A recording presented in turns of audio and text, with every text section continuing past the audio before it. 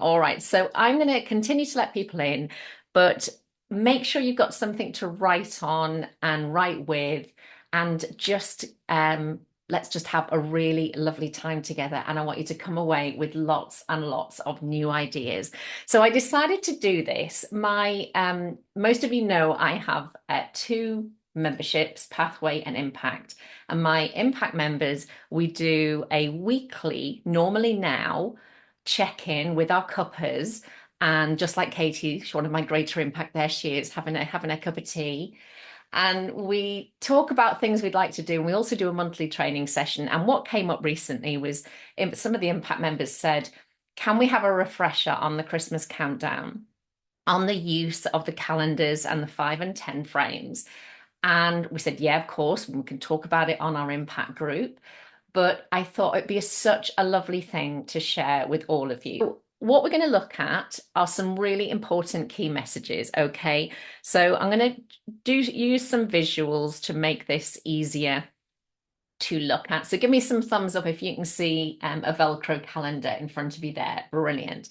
All right, I thought I would start by having a look at some of the things that are available to you in the 3 to 7 Facebook group. So presumably most of you are members. This here is in the, you can see over here, EY Maths 3 to 7 with Karen Wilding. So if you're not a member of that free community, but I wrote, as you can see here, last year, I wrote about these calendars here. So pop in the chat box.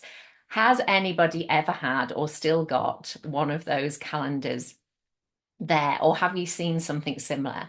Because when I was a younger teacher, I think along with drinking coffee at break times, this was one of the things I was aiming for in life. I knew I'd arrived if I ended up with one of these, and my kids loved it. All right. So, not maybe it's a good thing to mention that just because children like something as well doesn't necessarily mean it's bringing about the outcome that we're after.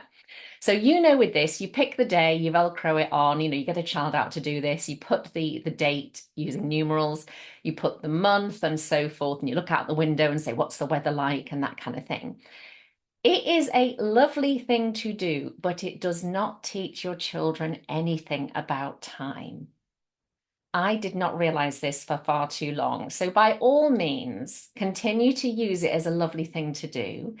It even can reinforce some things that can become misconceptions. So one example here, January at the top and December at the bottom.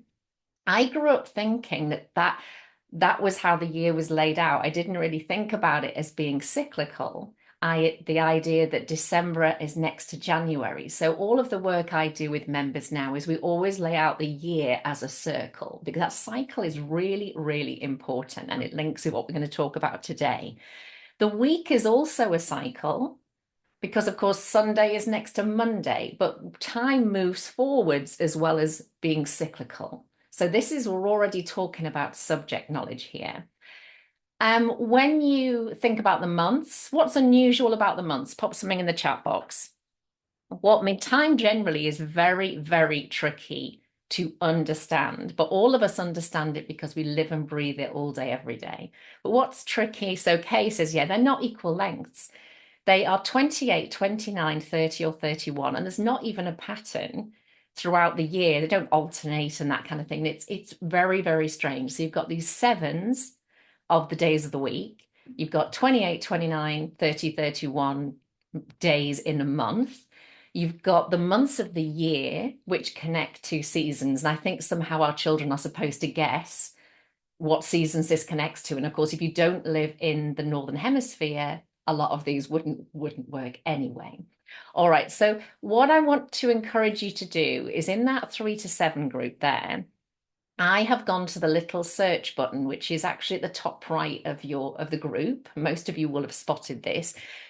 Go and put the word time into it, or teaching time, and lots of posts that I have posted in prior, it doesn't always come up in order, but in previous months and years will come up. You can then click on them and go and have a look at them. But there you'll find, here's some of the cyclical calendars that I do with my members. So I hope that is helpful, everyone, to get us started. But what we're going to look at now, And I'm just going to, let's see if it will let me do this. I'm hoping to see I can make it a bit smaller. There we go. Okay, so that's the group I was talking about there. And we are now going to have a look at, oh, hang on a second. I'll just stop sharing for a second, get up the thing I need. Right, tell me in a moment. Let's just, because I've got it so it should share the whole screen. Katie, can you see the teaching time resource there? Brilliant, thank you. You are my unofficial, as you know, secretary there. All right, so this is a resource that is in the Pathway and Impact libraries.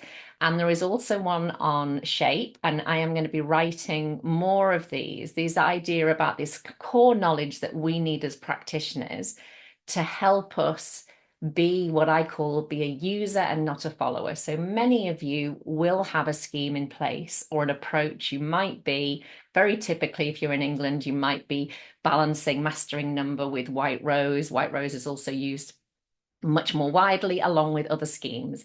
Now, you nor I have a choice most of the time about whether that scheme is there. And it isn't a good use of our energy to fight against things that we can't control. But what we can do is always be a user instead of a follower. So I want you to be aware, if you've not heard me say this before, that when you go on to groups on social media, excuse me, you will often hear people say, we follow this. And what that tends to mean is that person is, if it's very PowerPoint heavy or if it's very, scripted, that someone is using that in that format. They're not coming to it and thinking, right, what is the key learning here? How could I deliver this in a more effective way? And that is what being a user and not a follower means. Tell me in the chat box, does that make sense to everyone, even if you don't know how to do it yet? Yet is a very powerful word. Okay, so be really aware of that. So keep talking to me in the chat box. If you've got a question at any point, anyone, put a capital Q at the start, please. And I will keep an eye on the chat box. I may miss it, but by putting a capital Q, it just alerts me because there's quite a lot of us on tonight. So do that and thank you. And that'll be really helpful. So what we're going to have a look at tonight is we're going to have a look at countdown calendars, both to the end of term, make it a bit bigger, and to Christmas. And one of the reasons as well I wanted to say end of term was that if you've got either children who don't celebrate Christmas, or if your school doesn't celebrate Christmas for whatever reason, it doesn't have to be about Christmas. And this can be, the learning that I'm sharing with you tonight can be about any event that we're counting down towards. So my impact members are really used to me saying, don't think of the context. So this context is Christmas and end of term as being, as limiting how you can use this activity. If you take that context away, all the learning that is included in what I'm going to show you here is applicable right across the year for lots and lots, infinite applications, which makes our lives so much easier. So this is what we're going to have a look at. This is what you're going to need. You don't need this one, but if you want a printed calendar on the shop, on my website, on the EY Maths website, you can order one of these from me. If you don't want to buy one, that's absolutely fine. And if you want to make something just for December, all I would recommend you get a big piece of paper, your A1 size paper, and divide it up so that you've got your 7 days in the week and you've got enough spaces for December. That's all you need. You can then, if you put the days of the week along the top, I would be getting the children involved in doing this rather than a ready-made calendar, because even my calendar doesn't come with the numbers on. So you can, every month, you can put the month in and then you start to fill in the numbers. So we know the 1st of December is today. So the 1 would go here, 2, 3, 4, and so forth. It's amazing how many children much further up the school think that all months begin on a Monday. So Monday, the 1st of December. And you think, well, why wouldn't they think that? So I want you to use this kind of calendar. And if you think back to the Velcro calendar, The issue with the Velcro calendar in terms of teaching time, not in terms of it's a lovely activity, I don't have a problem with that, but it doesn't teach time. And if you've ever worked with children further up the school, you will not need me to tell you that their knowledge of time is non-existent. And all the kind of, let's all draw a half past hand pointing down and an o'clock hand pointing up. I've been part of that problem for many, many decades. So let's make sure these children move on with really good understanding. And one of the best ways is to see a calendar where you can see the month disappearing. So this is something that everybody that has bought my calendars and done training with me, you cross off the days as those days pass. So children start to see the month going and disappearing, and there's less of the month left. Even if they don't know the date, it's not about how many days are left. It's about this sense of time passing. And when we come back after the weekend, if your weekend is Saturday and Sunday, you would cross off the days. And obviously, if you're in the Middle East, Friday, Saturday. But what you also do is put on things such as might be somebody different picking them up and they're a bit anxious about it. It might be an event happening in school. It might be someone's birthday, something like that. So you write on things that are important to the children, and then the children have a sense of it getting closer to that event happening. So this is something we use, particularly my impact members and many of my pathway members. We've got lots of training on it in the libraries, particularly in impact. And this is the sort of thing. Here are some examples, which in the impact Facebook group, if you search for time, you will get masses and masses of examples of the members using their calendars and a bit more of what I'm going to show you. But you can see the sense of ownership here. Look at this, and then crossing the days off. And the children come up with all sorts of language to make sense of what's happening. And if you're really, really good at listening to them, you start to adapt the way you do this with them in ways that are really, really meaningful to them. So here are the days they're at home to make sense of that. Here are some routines that this class has. And this is them crossing the days off. And you can see by the crosses, this is the children crossing them off. So does that make sense so far, everybody, that this is what we're going to hang today's learning on? And I want to go back to the fact that, and I'm going to show you a little image that I've drawn, but that first shift is your children need a visual calendar, just like those family calendars that we know many of us have at home. But the other thing that I've drawn here, let me make myself a bit bigger. So this is something, again, that pathway members will be familiar with and impact members will be very familiar with. So it looks a bit like an ice cream, but it's actually an iceberg. This is the sea here. And this is the iceberg here under the water, the bit that we don't see. And here's the bit of the iceberg sticking above the water.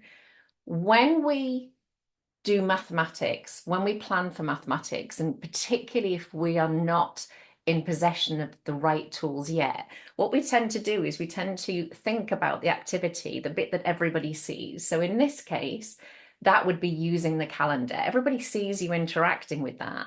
But if you want that to be really effective learning, where you know the right things to say and you know how to build up their skills and to listen really well to them, that can only happen when you've got really good subject knowledge. That's what my SK is, and really good pedagogical understanding of your children. So in this case, this means what is the subject knowledge about time that we need to understand at an adult level, not at just a 3, 4, 5, 6, 7-year-old level.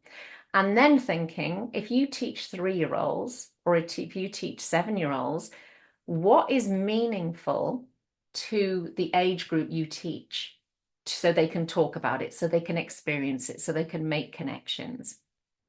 So if you've seen this before, hopefully this will really make sense. This is what is missing from most people's teaching. That's why you see the posts that say, anybody got any good ideas for? Those people are working up here.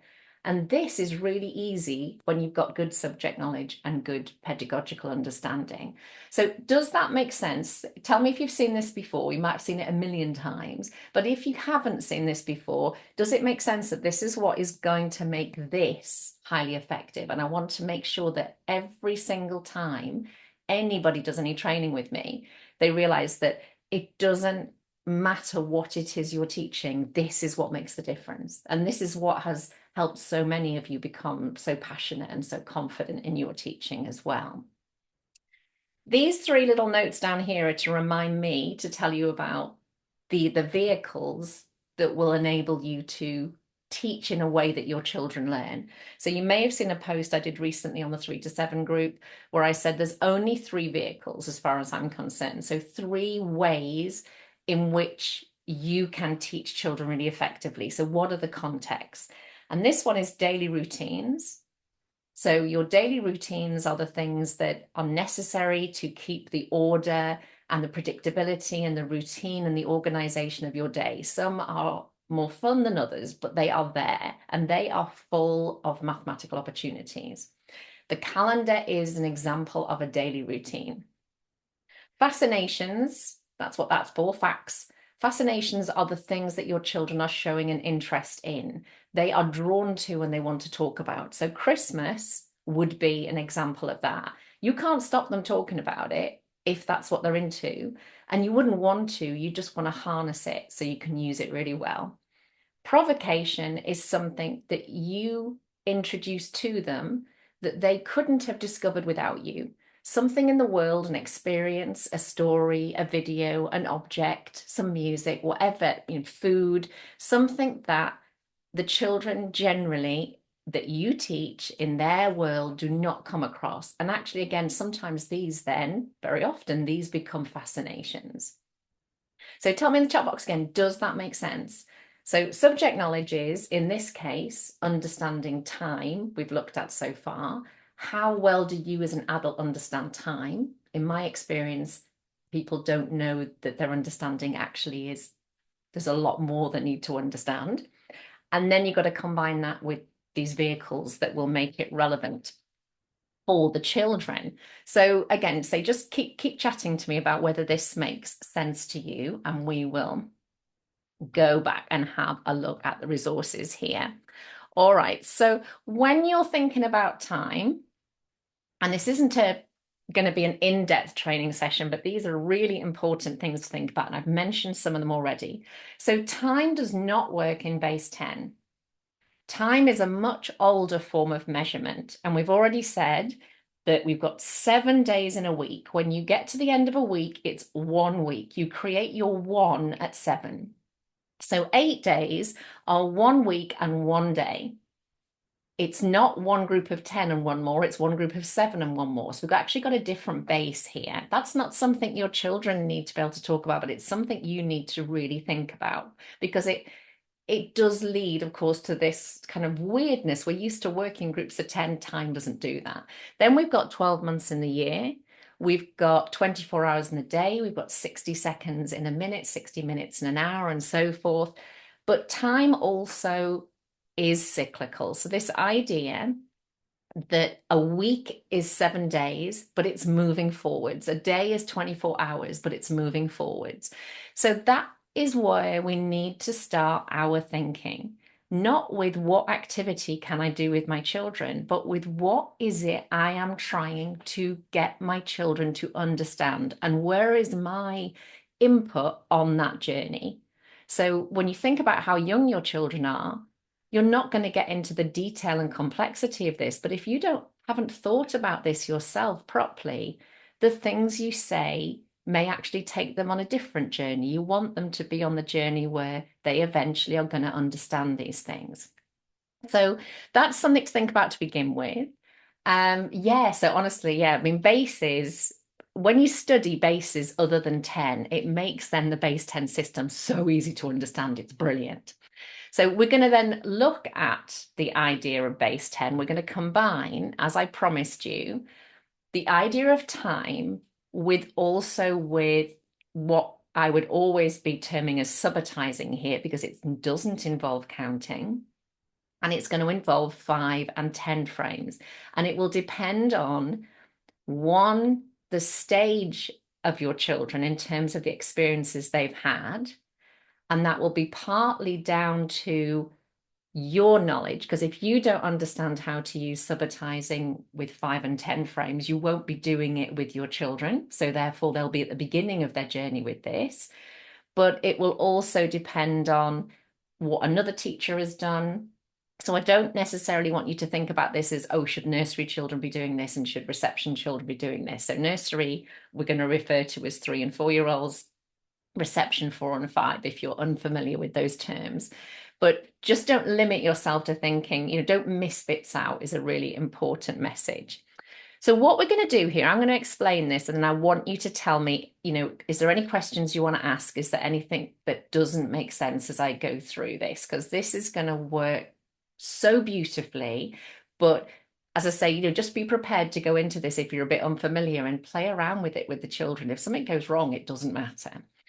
So ultimately, what we're going to do is we're going to create some, I'll just go forwards and then we'll go backwards. We're going to create some Christmas countdowns. So it's a little bit like, you could think of it as like a reverse advent calendar. That's the way that I think, but you don't, that's only just making sense of it for me. So you start off with how many days there are until an event. And then you take off a day each time to show that it's getting closer and closer and closer. To make sense of that for our children, we have to do quite a lot. And it doesn't matter if they don't make the connection that I'm going to describe here, because children will make connections when they're ready. But it's really important that why am I teaching these children these tools? And what is, like I said a few minutes ago, what is the ultimate destination of this journey for them when they're older? And what part am I playing in getting them towards that? Never, this will do for now, or we're only in early years, so we do it like this. We don't want any of that. So what we're going to do here is, let's have a look. Pop in the chat box. Nobody's allowed to get cross if someone breaks up really early, because there's bound to be somebody. So when do you, with your class or your children in your setting, what date does your Christmas term end on? So, and then we'll get people going, you break up then? Yeah, if you're in a private school, you might want to be quiet. All right, so we've got lots of, there was a little bit of an earlier one there, lots around the 19th and so forth. So obviously this calendar here is not up to date for this year, okay? But what you're going to do then with your children is you're going to have a conversation, which I hope you're having these sorts of conversations all the time, but having a conversation about, school will stop for the holidays. And again, children will understand this, in their own time. And what we're going to do, because we're so excited, is we're going to find out how many school days or how many days there are until we stop for the Christmas holidays. But then your children are going to need to understand that that doesn't mean it's going to be Christmas the next day, because their poor parents can't bear that bit. We're going to have to help them manage this. So we're going to split it into how many days till we break up and then how many days to Christmas. And we'll use this example here. So you may be starting this with your children. So just imagine that the first was a Thursday, just because of the way it is here. Set up your calendar as soon as you want. If you literally just draw on some grids tomorrow morning, you can start this straight away. So you will be looking and saying, this is where we are. And we're going to put a counter. If you've got a better way of doing this as well, please do. And then you can share it with us afterwards. But we're going to put a counter on each day until we get to the date that is the date we break up. And you could talk about, for example, in this year, it was the 16th. So you can put a marker of some sort, basically you there with a massive glass of wine. No, not appropriate. So you're all looking very excited here for different reasons. And you put a counter there, say all the way one-to-one correspondence. And I don't want you to, if you're at the beginning of this journey, I don't want you to make the how many days labeled with one number the main focus. That's going to be really difficult for some people, but because we're obsessed with labeling totals, and young children not that bothered about that. They'll go along with it, but it doesn't mean much to label loads and loads of days with just one number.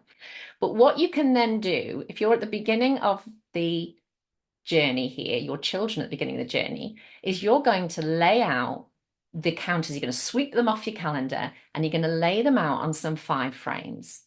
And the 5 frames you can see here, these are Kelly's, when she had nursery at the time. The 5 frames have got a space between them. And if you're doing self-registration, if you've done training with me, this is gonna be strengthened by all the things they've done in self-registration because we have exactly the same approach. But here, imagine it was all of these 5 frames are filled. Now, you probably can't help yourself, but know that there's 5 groups of 5 there and there's 25. Again, not important to the children. What is important is they're all full. And the rule is that every day that passes, we take a counter off. So then this one won't be full anymore. Maybe they will see there's one missing.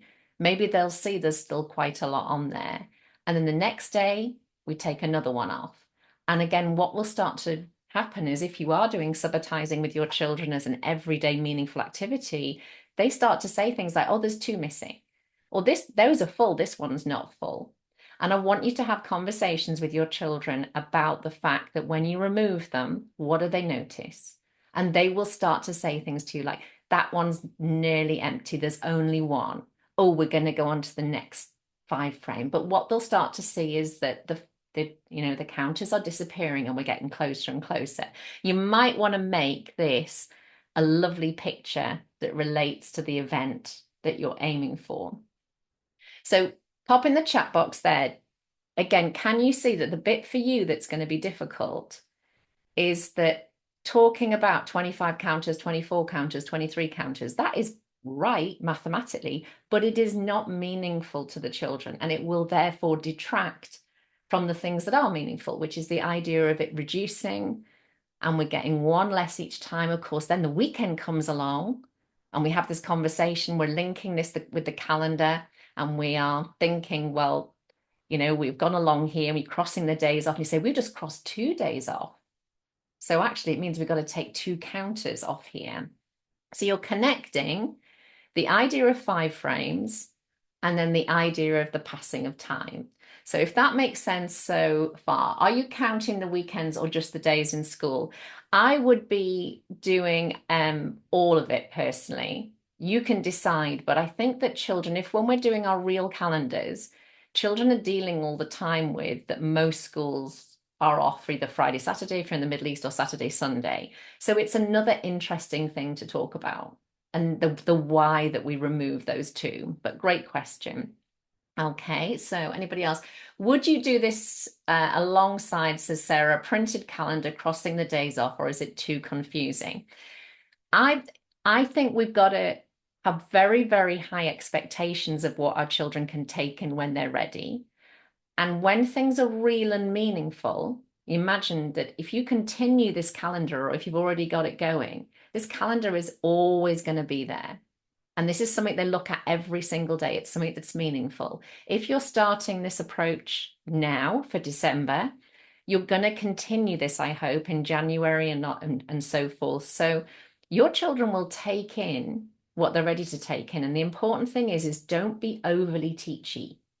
If you try and teach too much and you talk too much and you lead too much, whereas actually this is about noticing, this is about doing the same thing each day. Another day has passed, so we're crossing it off. So what do we need to do on our countdown? So what's happened? Just what do we notice and see what they say, okay? Would you put the counters back on the calendar?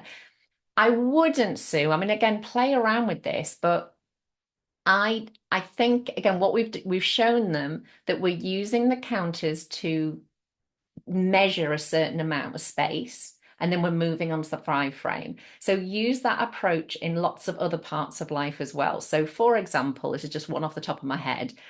If you had wrapping paper and the wrapping paper had different characters on or different colored spots on, and you were thinking about let's put a counter on all the blue spots, or let's put a counter on all of the pictures of that character. And then you swept it off and you put it onto 5 or 10 frames. You could even if it was 5 frames, you could fill all the 5 frames with the counters. And then you could do the same for a different character or a different color and use a different color counters. And then you lay all those out and you can actually see then which has got more or if they're equal. And again, you don't even need to know the total to do that, as long as you put things side by side. So the main message as well is play around with it, see what's working and do more of it. and keep thinking about what it is you're doing that's, and allowing them to notice and talk about things.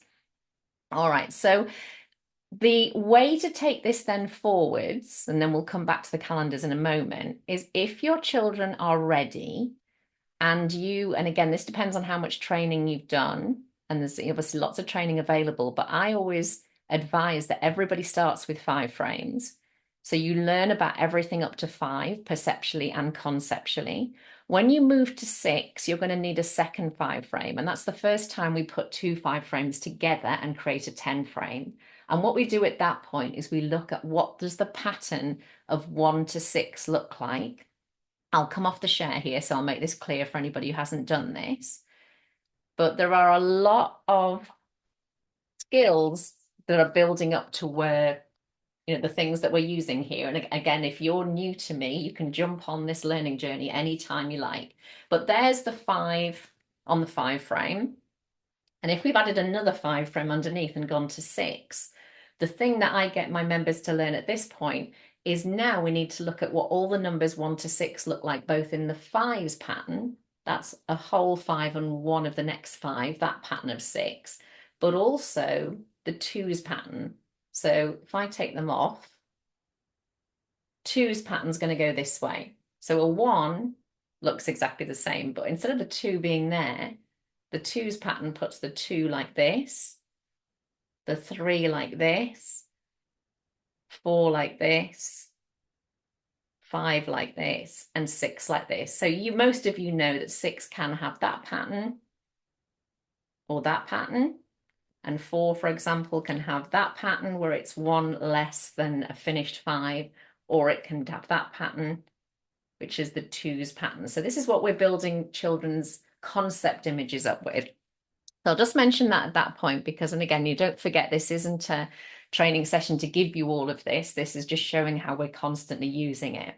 So here, when your children have got to that stage and 10 frames are part of their normal toolboxes, you can put those counters. So those of you who said, for example, that you break up on the 20th, you're going to end up with 20 counters on here, not like it is in the picture.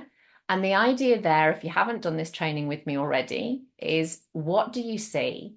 1 full 10 or 1 finished 10 and another finished 10. If there was none on this one, we would then have, if I write it on my board, this is the reason why we write 20 the way we do, because it's 2 finished 10s or 2 full 10s and none of the next one yet. That on the picture, that one's till Christmas Day. So that's 2 full 10s and 5 of the next 10 you can see in the image. And that's why it's 25. It's only called 25 in English, but the 2 is the 2 full 10s and the 5 are the 5 of the next 10. Not just 5 ones, not just a bit. It's the 5 of the next 10, so important. So when you take off a counter here, these children that Liz was working with, she's got a mixed age class. When they take that counter off, what do we see? 2 full 10s or 2 finished 10s and 4 of the next one. So they would be writing 24 on here. When they take the next counter off, what do they see? And of course, when you get past a weekend, that's going to be interesting because that number's going to change by 2 instead of by 1 or by 3, depending on when you do it in the day. So you've got that way of doing it. Everybody clear on those messages about, it's about the idea of what do you notice? What do you see? What is happening? And then that gradually leads the 5 frames we've looked at here. That will lead to children who will be ready later on to say things like, oh, it's 25. Well, I know it's 25 because, and you're creating those really strong concept images. So you've got lots and lots of people on the group like Sally who've done this already. These are mainly my impact members who've done it already, but this training is in impact and in pathway so that you can talk to each other and you can ask each other how you've done it. And depending on, say the cohort of children you've got and what's working, what's not working, the age group and so forth. So here, going back down to this one, by all means use Santa's. This one here was Liz. I just would be careful that we talk about cognitive load. Can you see that when something is more interesting, it's that little bit harder to see what's happening with the five frames. This is for you to judge. My advice would be that when your children are starting out using five frames, you need to keep the cognitive load really, really low. In other words, things that are quite boring that allow them to just focus on the five frames. If you feel your children have got to the point where they're kind of like really competent with this and they can ignore some of the cognitive load, there's nothing wrong with doing this at all. Yeah. So any other questions? Everything making sense? I'm just going to check any questions. So Liz says, would you have 24 or 25 counters to start with? Again, your call. Okay, so let's go back to that because that bit is the next part of the calendar. You've got the last day of school. So you've got to decide, yeah, are you going to finish counting? I mean, we are going to finish counting here, aren't we? And I don't like to use the word counting, but you know what I mean. By the way, I'm not anti-counting. It's just that we don't use counting in the right way. But here you've got till Christmas Day. So what I would recommend you do is how about put something like different colored counters because we're switching to a different countdown, aren't we here? So if this is just my idea, you might have a better idea, but I would have a red counter there for last day of school, but then I might have blue counters that take me right through to Christmas Day. So then we start to have a conversation, depending on when you want to bring this in, that actually we need to extend our reverse countdown here. We won't call it that for them, but the fact that we actually need to add in some bits that we haven't got there yet. So you really need to decide whether you're going to do this right from the start, otherwise it's kind of muck things up. But I love the idea of giving them the ability to continue that countdown at home. Could they be then left with this idea of like we've still then got this many days, and whether that many days has got a total or whether it's just the picture on the 5 frames or the 10 frames where they're going to mark it with, doesn't have to be counters, of course, it could be anything that children will have at home, or even little scraps of cardboard or something like this.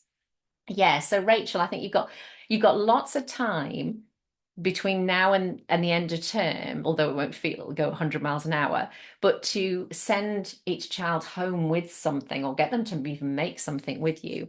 And you think, as a parent, just trying to manage your child's expectation of when is Christmas happening, your parents are going to love you for doing this.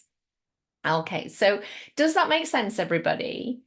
Is I've got one more thing to show you as well. But what I want you to really think deeply about here, going back to that iceberg model, is don't just look at this and think, what a lovely activity, what an exciting activity, because it is.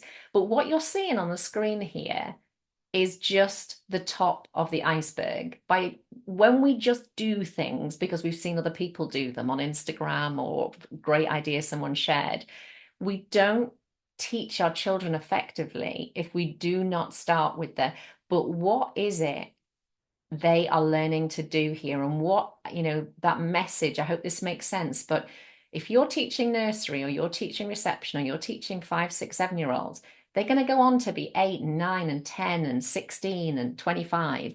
And you are part of a journey of this child developing really good quality knowledge of time. And if you do not understand and you haven't stopped and thought about what time is, and the same when it comes to how many ways we're showing them base 10, because our whole measuring system outside of time uses base 10 in everything. So that's what makes the difference. And then those 3 vehicles, I said, things they're fascinated by, daily routines, and things that you bring in that will become things they're fascinated by. They are your vehicles that they want to talk about, they want to be engaged with.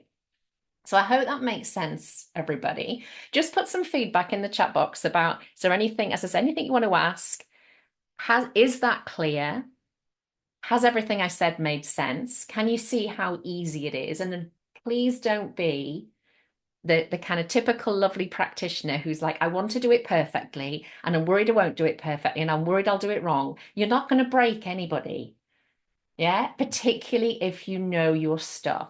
Make sure, I'm going to show you in a minute, where you can find your knowledge from. So excited, yeah, and see what happens and come and share it with us, okay? So before I show you the last thing, Here is, this is, as I say, this is in for all Pathway and Impact members, and I'm going to be producing more like this. And people have said they really, really like these handouts, this set of resources, because I talk you through the subject knowledge, which you don't often see, if at all, in schemes, and make sure you know what you need to know and where to find out more. So what I'm going to show you now is, and you can be really showy offy if you've already got your copy, either back from your parents' attic from when you trained, or you've always had one, or you went on YouTube and got another one. So here is, I literally should be on commission, shouldn't I? So this is the most up-to-date copy, seventh edition of Mathematics Explained for Primary Teachers, Derek Haylock. This will set you back about £25. I wonder how much people would pay to have Derek Haylock living in their office slash classroom with them, where they could ask him anything they wanted at any time, as many times as they liked, and he would never get fed up. I think I'd pay a lot more than 25 quid. That's basically what you've got. But I also have the fourth edition, which is basically the same. Look, it's the edition I've had the longest. It's got lots of post-its in it. Maths is maths. Publishers want to make money, so they do new editions with a few more things in. But basically, it's the same book. But I also have the third edition. What was that? That was the fourth edition. This one's really old now. I think this, let me see if I can find a date in it, because people say, oh, does it matter which copy, which set you get? This is from 2006. You know, this is the first one I had. It's still just as good. You can get these for like 2 quid online, you know, secondhand.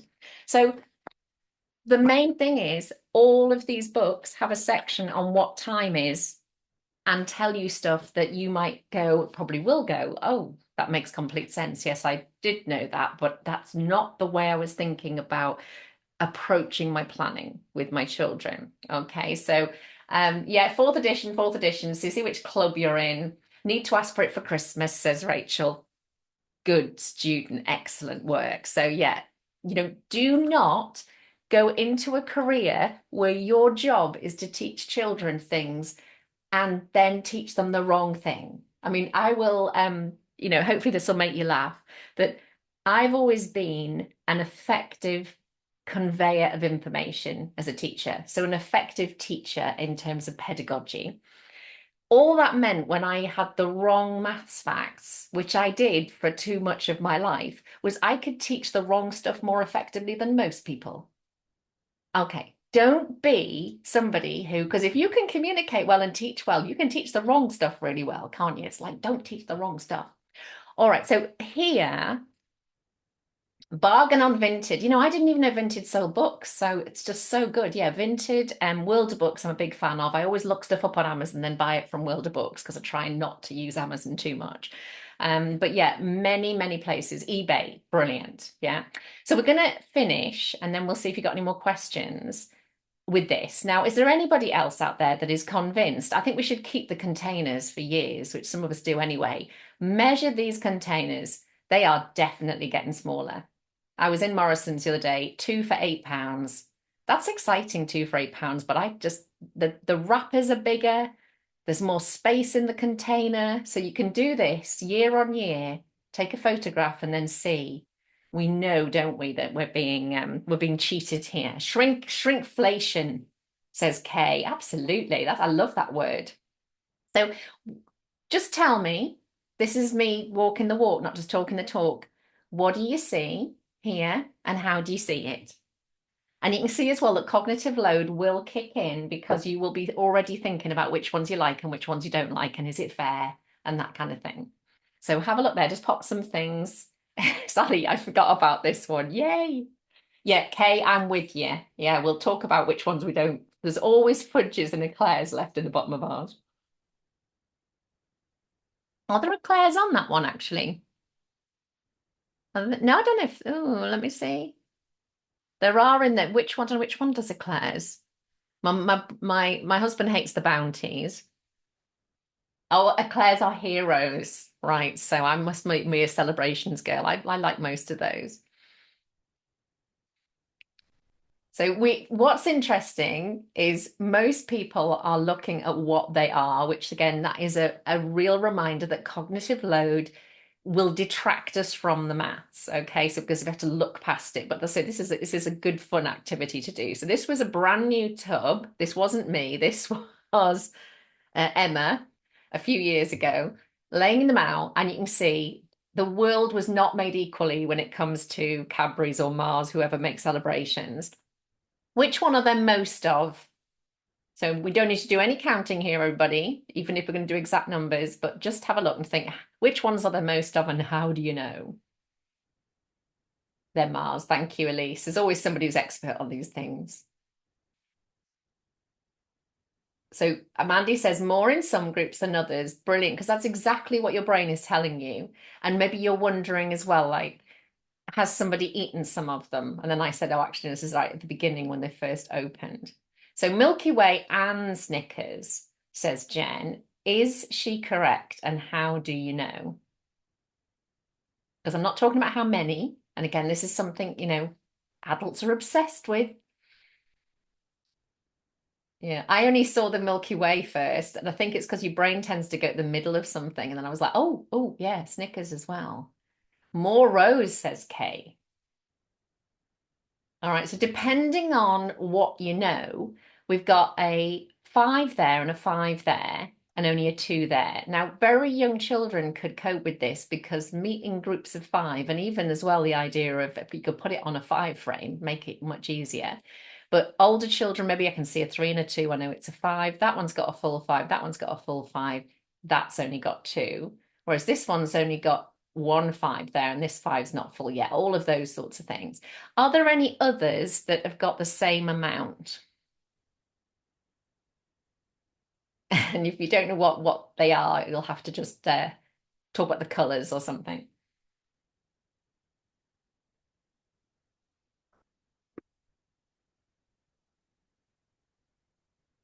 So Bounty and teasers, I like that. So let's have a look. So Maltesers, these are my favorite here. So between these two, I think. So we got a full five there, a finished five, and three of the next five there. And then you said Bounty, full five, three, the next five. I think putting some five frames under here would be really helpful. We're doing this with the children. So we could talk about what's equal, what's more, what's less. Lots of you are asking for advice on teaching one more and one less. And of course, don't just do one more and one less. Make sure you do it sort of in reality as well. So you think about here, for example, is that the same amount as that? No, the Maltesers are more than I think, is it Galaxy Caramel, isn't it?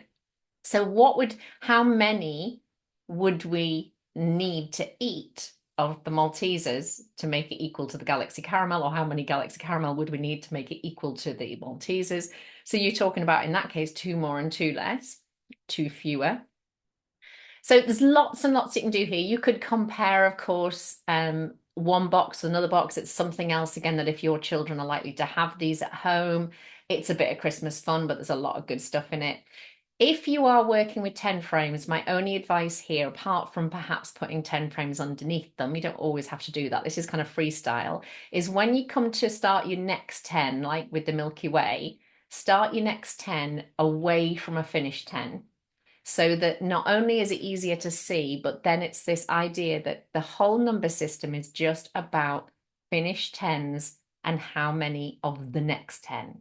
And when we get to 10 tens, of course, we unitize into 100. The base 10 system is so easy. And when we link it to visual images, it becomes even easier. So Ruth says, thinking about doing this with our coloured foil chocolate balls we are using for Advent treats each day. Yeah, you can do it with so many things. Imagine this could be buttons tipped out in a button box sorted. This could be, give me some more ideas. What do you get in like a mixed box of something or a mixed container of something?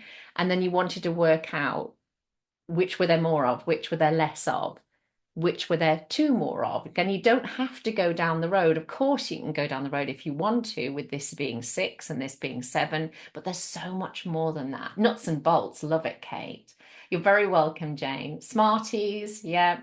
And when you are getting the children to think about this, think about some low cognitive load things. because you're going to find that this sort of thing just causes, of course, great excitement, which is wonderful, but might might make the maths harder to see. Malteser and Twix the same. Let's have a look. No, we've got a finished 5 here and 2, and a finished 5 and 3. It's a little bit blurry there. All right, so any questions? Baubles, love that. Jelly tots, colored things. Yeah, think about as well, like if you did mixed stones like pebbles, where you had, say, just from the builders merchants, where you've got some brown pebbles, black pebbles, white pebbles, say some distinct colors, and you just take a massive handful of them with 2 handfuls and go, right, now I'm going to compare how many of each color I've got. But when you say how many, it can be just about more, which one's got the most, which one's got the fewest, and so forth. So is that helpful, everybody? Does it all make sense? If you want to come, as I say, and benefit more from those things, then that is what Pathway and Impact are for. Impact, you get more. Pathway might be a good place for you to start. And either of them, you don't need to stay. Come and try them out. No one's going to make you stay in something that's not useful, which it will be. All right. You're very welcome, everyone. If you are new to us and if you're in that 3 to 7 group, post what you do on there, show off about it, ask questions, share, and we will come on and make you feel great and give you, feedback, ideas, and just generally listen to you and make sure you feel noticed. All right. You're very welcome, everyone. Have a brilliant start to next week. And I say any questions, just pop them on the Facebook group. All right. Take care, everybody.